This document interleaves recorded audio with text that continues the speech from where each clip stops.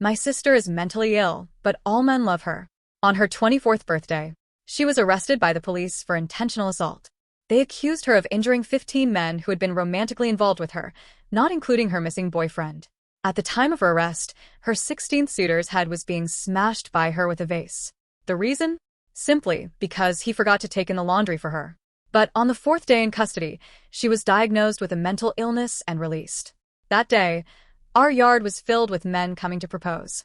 On the first day of the Lunar New Year, just at dawn, I got up to clean every corner of the house. It wasn't because I'm diligent, but because my sister is returning today. I had just climbed up the ladder to hang the Spring Festival couplets when Chin Ko, who had been waiting outside, snatched them away. Trying to ingratiate himself, he matched them up. For something like this, just tell an old classmate like me, and I'll do it for you. It's so high up, don't fall. Obviously, he came with an agenda. I leaned against the wall with my hands folded. You're here too early, my sister isn't back yet.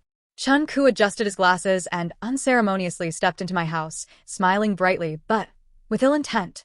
I know. It's New Year after all. I rushed over early in the morning to help create a nice ambience for your sister. As he spoke, he pulled out a gift box and stuffed it into my hands. I thought it was for me, but he said, I didn't have a chance to give your sister a gift for her birthday, so I'm making up for it now. Please make sure she gets it. I didn't take it, just frowned at the box. Chin Ko, we've known each other since we were kids. Just say whatever it is. Why are you being so attentive all of a sudden? Hearing this, he dropped the act, took off his jacket, and sprawled out on the sofa as if he were at home. All right, I'll be straightforward. I've always liked your sister. Before, she had a boyfriend, so I was too embarrassed to speak up. Now that she's single, I want to make a move and pursue happiness. What do you think? The gift in my hand fell to the ground in the next second. I couldn't help but widen my eyes. Did I hear that right? Back in school, Chun Ko was a well-known good student in the village, and now he's successful in his career.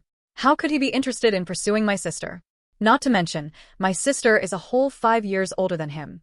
Plus, my sister has broken the hearts of so many men that people are afraid she might be a murderous psychopath. They've long avoided her, so why would anyone come forward willingly, especially such a young scholar? Besides, my sister hurts people for no reason, purely depending on her mood. She might just grab a pair of scissors and stab someone to death simply because her makeup doesn't look good that day. And yet, a man actually likes a lunatic like her? Does he find his life too long? If it wasn't for her mental illness, she would have been executed by now. Looking at Chin Ku's eager face, I still couldn't help but speak. Chin Ku, you know my sister is a normal. Aren't you afraid she'll kill you? To my surprise, Chin Ku not only didn't appreciate it, but gave me a look. What nonsense are you talking about? Your sister is a celestial being. It's those men who aren't lucky enough. What does it have to do with your sister?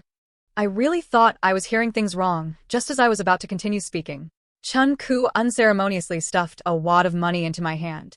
As long as you help me get this done, you'll benefit from it.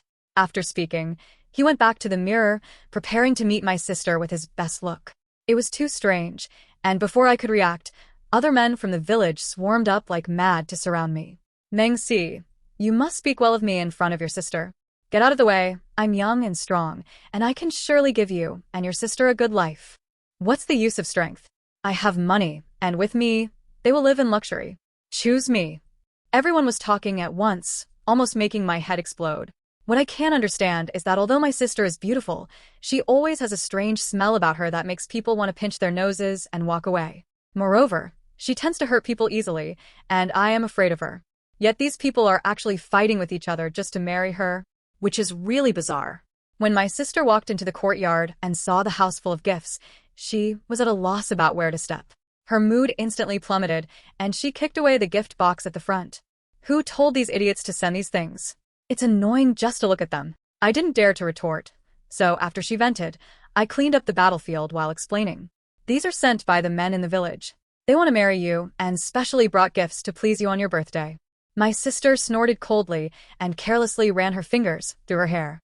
It seemed like being proposed to was an extremely ordinary thing, and seeing me standing still, she kicked me. What are you doing standing there? Can't you see I'm tired? Hurry up and give me a foot massage.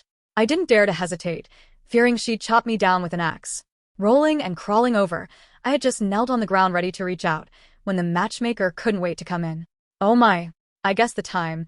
Sure you be back around now. Look, I was right. You wouldn't believe it. The ones who came early lined up from one end of the village to the other. You're really lucky. she said while grinning, taking out her phone and swiping through photos of the men. She insisted my sister must choose one to marry. My sister showed no interest, merely gave a cursory glance. They're all garbage. None of them deserve me. I quickly nodded in agreement nearby. Exactly, sister. How could these people be worthy of you? I think it's better to forget about it. We can talk about marriage later. My real intention was to save those men's lives. After all, none of my sister's previous boyfriends lasted more than half a month. Anyone who marries my sister is practically courting death. Who knew that upon hearing this, the matchmaker became anxious. What are you saying, you silly child? Your sister's excellent genes should be passed on. Move aside, kids don't understand. Let your sister make the choice. With that, she pushed me aside directly, and I staggered, almost falling. My sister just glanced at me, then turned her attention back to her phone. But after just a couple of looks, she grew impatient and casually swiped past a picture of a man. I'll take this one. When that face paused on the screen, my pupils dilated sharply. Sister, this one doesn't seem suitable for you. How about we? My sister immediately looked at me with great interest, her smile exceptionally bright. Oh, you don't want me to marry him, huh? Well, just because of that, I want him. Matchmaker, go tell him the good news now. She stared at my face with mischievous intent, trying to see my reaction. Although I was reluctant, I looked into my sister's eyes. In the end, I could only turn my face away in defeat. Sister, let me speak to them for you. Why, of all people, did it have to be him? It was a winter day when I was helping my sister wash clothes outside, and the village kids pushed me into the river. The river was bone-chilling cold, and they laughed more and more wildly on the bank. Serves you right. Your sister is a slut, always seducing our dads. You're a slut too. Sluts should drown here. Ha ha ha. I desperately waved my hands for help, but they just stood on the bank indifferently watching me. I don't know how long it took, but all my strength was exhausted. I felt my body sinking, the icy river water filling my lungs. At that moment, I was surprisingly reluctant to leave my sister. If I died, where would she find another servant willing to be beaten and scolded? Just as my life was about to end, he appeared. His name was Chin Muchu. He was a teacher in the village, a full 10 years older than me. With such a difference, I shouldn't have developed feelings for him. But having grown up without a father's love, I watched him, drenched from rescuing me, shivering uncontrollably, yet still comforting me. I couldn't help but feel moved nonetheless. He taught me to read and write, explained what morality and integrity are. As I grew older each day, I always wanted to find the right moment to express my feelings. But now, I can no longer wait for that day. How did his photo end up here? It certainly wasn't his choice. There must be more to the story. My thoughts were in chaos. The matchmaker grinned as she put away her phone. Good choice. He's cultured and handsome, a great husband material. With that, she sashayed off to the Chin family to announce the good news. But I arrived at his house before she could. He was sitting inside reading a book. With his refined demeanor, I simply couldn't associate him with those who meet an untimely end. I stumbled my way into the room. Why did you choose my sister's husband? Don't you know her temperament? Do you have a death wish? Before he could answer, I grabbed his hand and started pulling him outside. Come on. You're going with me to our house to explain everything to my sister and say this is all just a misunderstanding. But before we could take a few steps, he shrugged off my wrist. What's wrong with you? Of course I chose her because I like your sister. What else did you think? This was a bolt from the blue, as I had always thought he had feelings for me too. I had believed he couldn't express himself due to the village gossip, and now how am I supposed to accept that all of this was just my wishful thinking? Losing control of my emotions, I screamed at him furiously. She will kill. Think about those men from before. Unexpectedly, he just sneered. They were incapable, unable to give your sister what she wanted. I am different. I have education and experience. Your sister will definitely fall in love with me. Watching his confident demeanor, my heart ached. Forget it. This relationship was one-sided from the beginning. There's nothing worth holding on to. Actually, the reason I was so nice to you before was because of your sister. Just when I feared despair, he gave me another harsh blow. I looked at him in shock, but the tenderness that used to be in his eyes had completely vanished, leaving only indifference. So that's how it is. In an instant, anger overwhelmed me, and I couldn't help but laugh. You've been so good to me, and I have nothing to repay you with, except to bring you good news. My sister has chosen you to marry her. As soon as I finished speaking, the previously impatient Chin Muchu instantly transformed, his face brimming with joy. Grasping my hand tightly. Really? You're not lying to me, are you? Seeing his eager expression, I couldn't help but sneer. Why would I lie to him about something like this? Or does he think I'm such a trivial person in his heart? Usually reserved, he started dancing with joy the moment he confirmed the news. My heart ached as I watched. My beloved man was thrilled because he was going to marry my sister. What a huge joke. But I still tried my best to remain calm. So, when do you plan to get married? Actually, I think there's no rush. After all, I hadn't finished saying lost her husband, before he shook his head excitedly. No, no, no. Since she chose me, it means she really likes me too. I have waited for so many years. I can't wait any longer. I want to marry her today. I couldn't believe my ears. Today? Isn't that too soon? But he wasn't listening to me at all, rubbing his hands incessantly. Yes. Today. I can't wait. Go back and tell your sister to get ready. I'll pack and go pick her up. I didn't want to stay there any longer, so I rushed home and, in a daze, told my sister the news. My sister just nodded and said nothing. The wedding was held quickly, with all the men in the village reluctantly gathering together.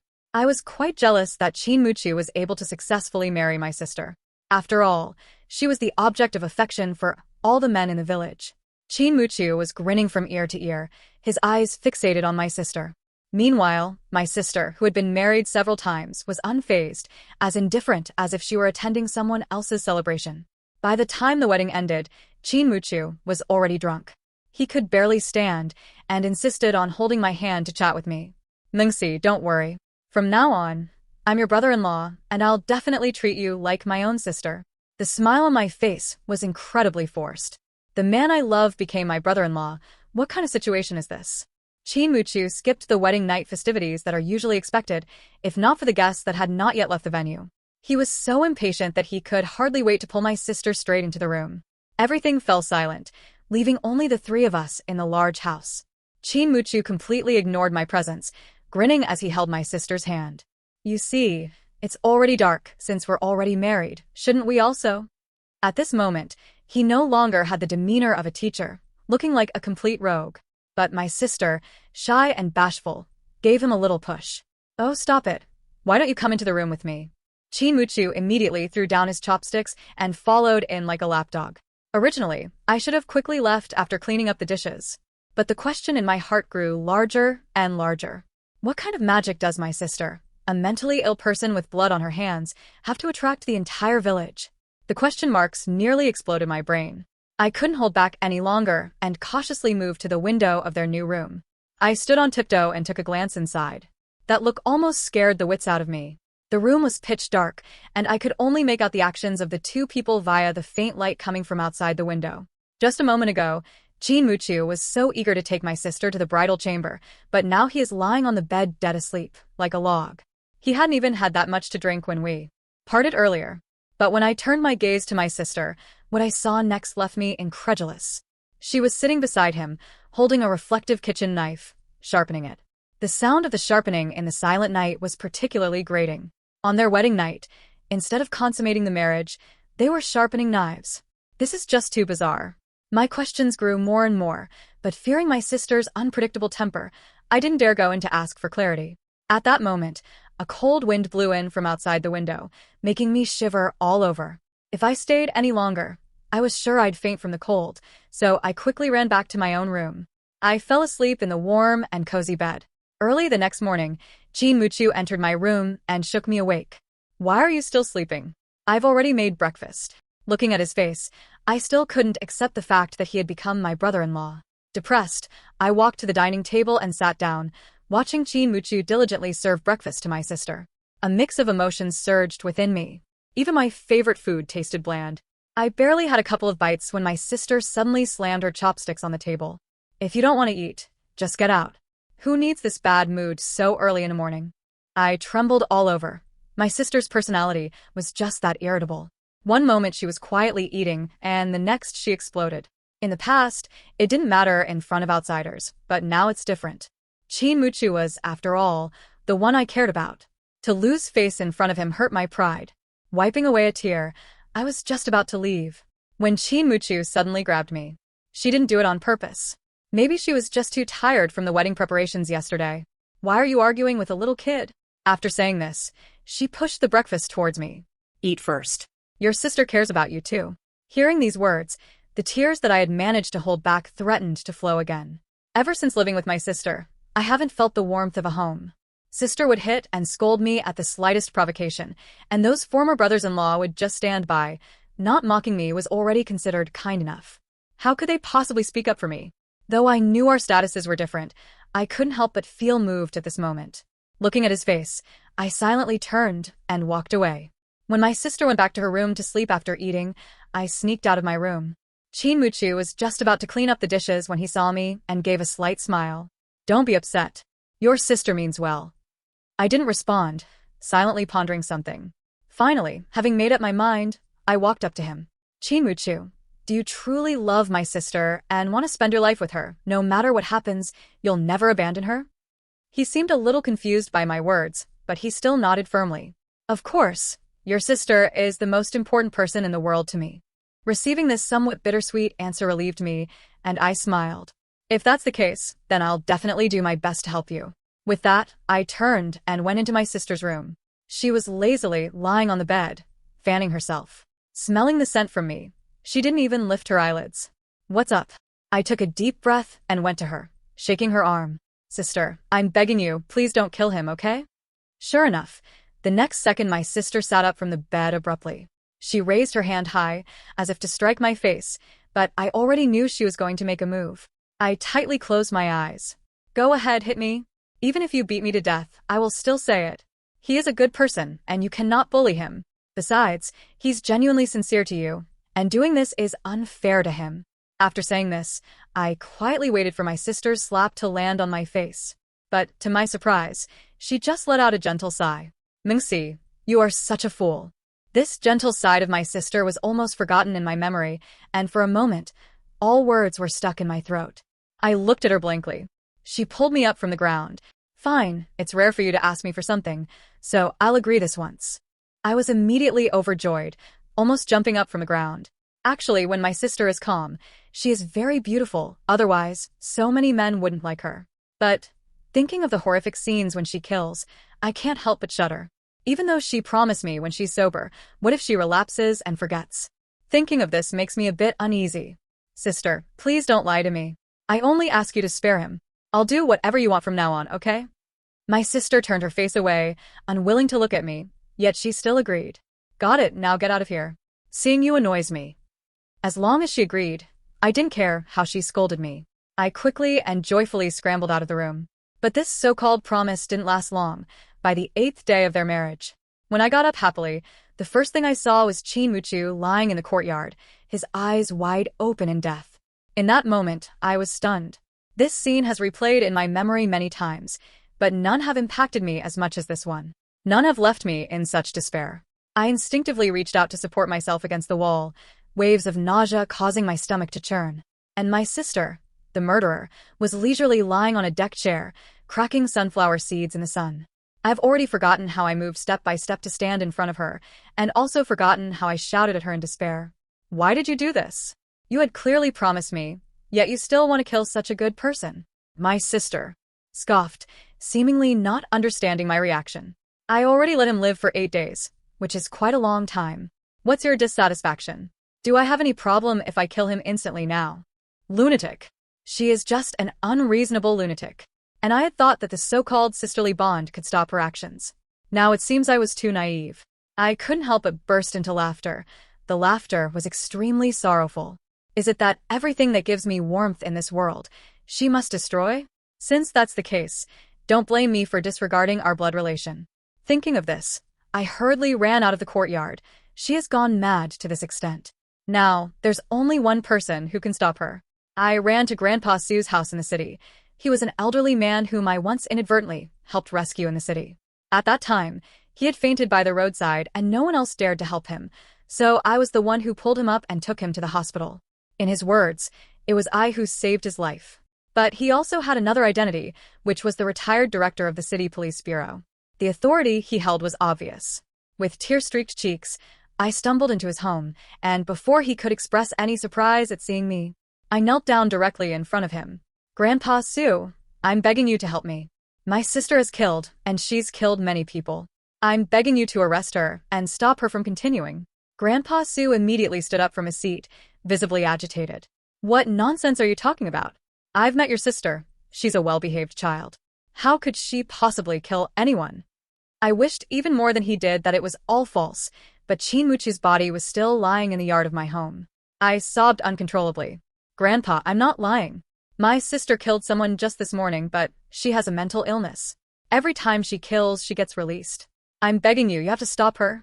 Grandpa Sue saw the seriousness in my words and recognized the gravity of the situation. He stood up, clasped his hands behind his back, and paced around the room twice. What do you want me to do? I will do my best to help you. I took a deep breath.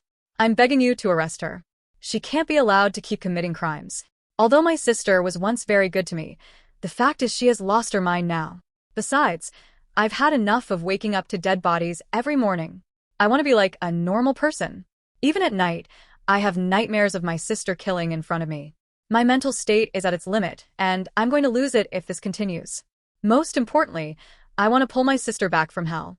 Grandpa Sue saw me crying like this and lowered his head, thinking carefully. Finally, he nodded firmly. All right, Grandpa Sue will definitely help you. Don't cry, silly girl. As expected of the old director, he turned our village upside down with just one sentence. When a large group of police appeared at my doorstep, I could barely contain my laughter. This is wonderful. This nightmare of a life is finally coming to an end. Grandpa Sue immediately placed handcuffs on my sister's wrists, continuously comforting me. Don't be afraid anymore. It's all over now. We've investigated thoroughly, and your sister indeed has many murders on her hands. Luckily, you reported it, or who knows how many more would have died. Your mom is likely going to be locked up for life. Even mental illness won't save her. Rest assured now. The heavy burden in my heart was finally lifted, and a genuine smile appeared on my face. Thank you, Grandpa Sue. Just at the moment my sister was taken away, the villagers who had been lying in ambush around my house suddenly surrounded me. How can you be so heartless? She is your own sister. Especially the men. Their eyes seemed eager to tear me apart. It made me involuntarily shrink my neck. I instinctively defended myself. I'm doing this for my sister's own good.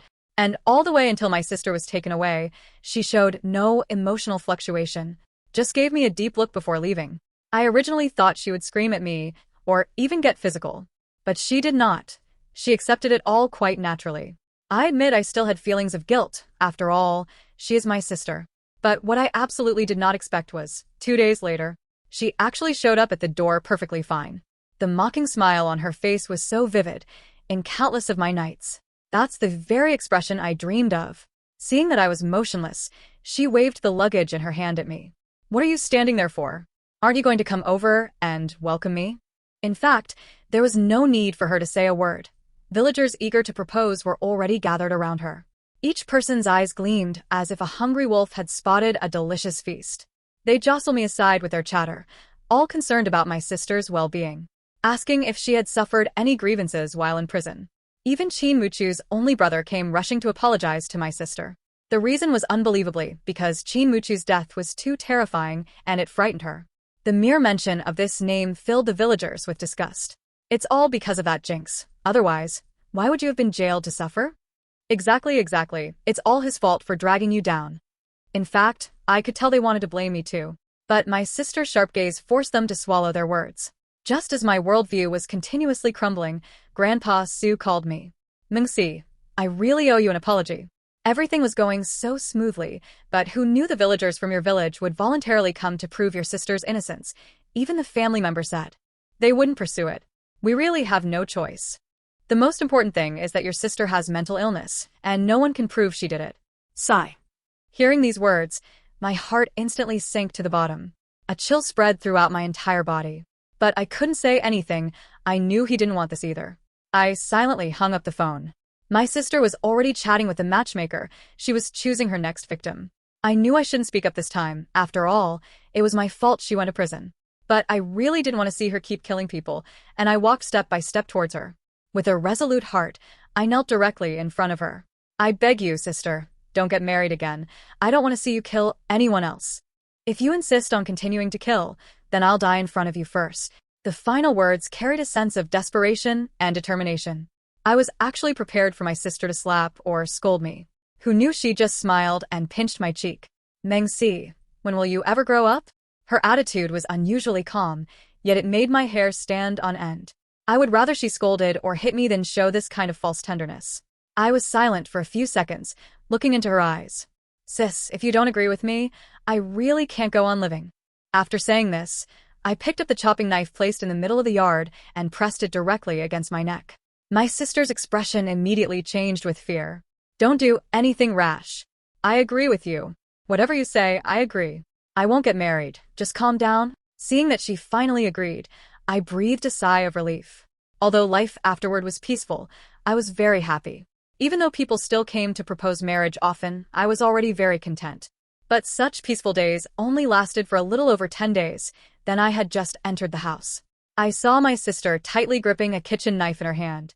Meng Si. Quick. Go find Grandpa Su and have him bring people to rescue us.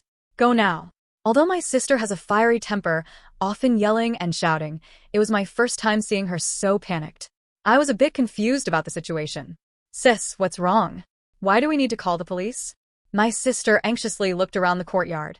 There's no time to explain so much. Just go quickly. Listen to your sister, okay? At that moment, my sister didn't have the slightest appearance of a madwoman. She was exactly like the gentle and clever person I remembered from childhood. Although we had many unpleasant incidents before, I still obediently listened to my sister's words.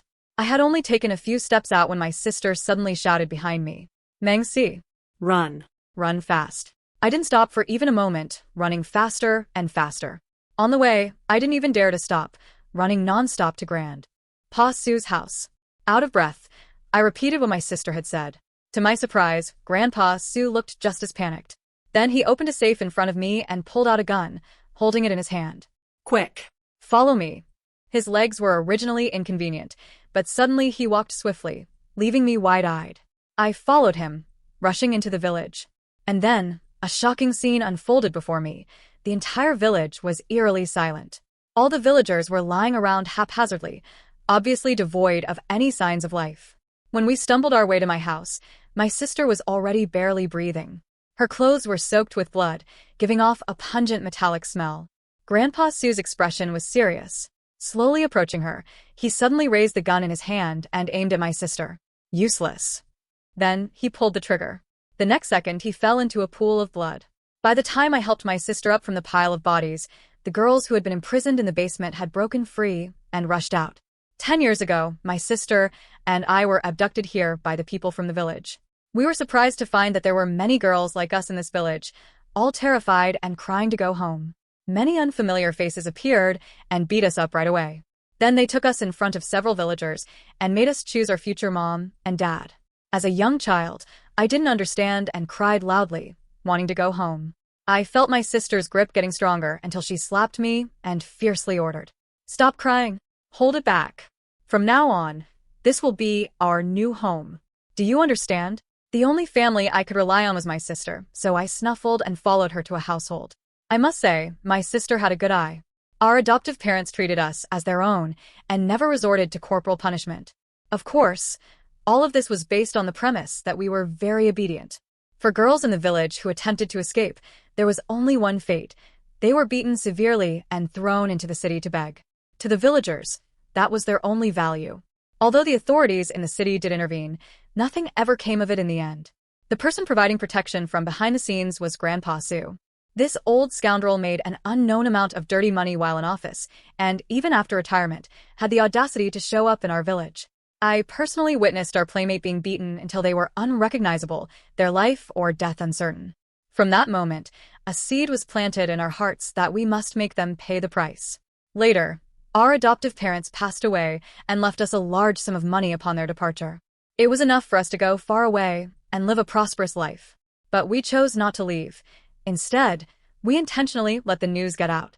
The men practically pounced like dogs to get the money, willing to submit even knowing my sister had a flawed personality. They just wanted to find out where the money was. Without exception, these men met a tragic end in our home. According to the law, as the widow, my sister inherited their assets, and the money in our hands kept snowballing. The men in the village grew increasingly greedy. Even knowing it might lead to their death, they were still willing to try. On the wedding night, my sister and I would make them take sleeping pills, so they could have a good night's sleep. These men were not worthy of my sister. I knew Chin Muchu wasn't a good person, but I didn't expect him to be so bold as to molest students under the pretense of teaching. Seeing those little girls crying reminded me of how helpless my sister and I felt when we first arrived in the village. So he had to die. Officer Su has been keeping an eye on the developments in our village because it has become an evil industry chain. The people in the village would go out to traffic children, bringing them in and transporting them to various places. Director Su was responsible for providing them with protection. It was a perfect industrial chain. Unfortunately, my sister and I appeared. My sister killed in the guise of a mental illness, but they couldn't afford to let her get into trouble, as only she knew where the money was. So every time my sister was taken to the police station or mental hospital, she would be released quickly. That was because Director Su was pulling strings behind the scenes. When he saw all the villagers were dead, he knew the situation was exposed and wanted to kill my sister. But he couldn't have imagined that I, who appeared foolish and silly, had long aimed a gun at him from behind. It was all over. We released all the traffic children. Everyone in this village deserved their fate. When the police arrived, they were stunned by the number of bodies and the shocking manner of death in the village. By the time they found us trembling in a corner, we were unable to speak anymore. We could only piece together from sporadic information the story of how the villagers slaughtered each other over territory. After being carefully attended to outside the village for some time, the two of us finally managed to recover our mental state. It turned out that on the day the villagers were fighting, we had gone to town to buy clothes, which luckily allowed us to escape the ordeal. Afterwards, we thanked the police profusely, grateful that they had saved our lives. We even made it onto the local newspaper, and my sister smiled gently. From then on, she no longer had to pretend to be mentally ill, nor did I have to act like a fool. Walking down the bustling streets of this big city, my hand was tightly held by her. "See, I promised you long ago that I would protect you well," she said. We exchanged a smile. The village behind us was leveled, and all the crimes hidden within were finally exposed. The children were taken back by their parents, but my sister and I chose not to seek out ours. In our lives, having each other is enough. The New Year's bells rang, ushering in yet another year. This time, we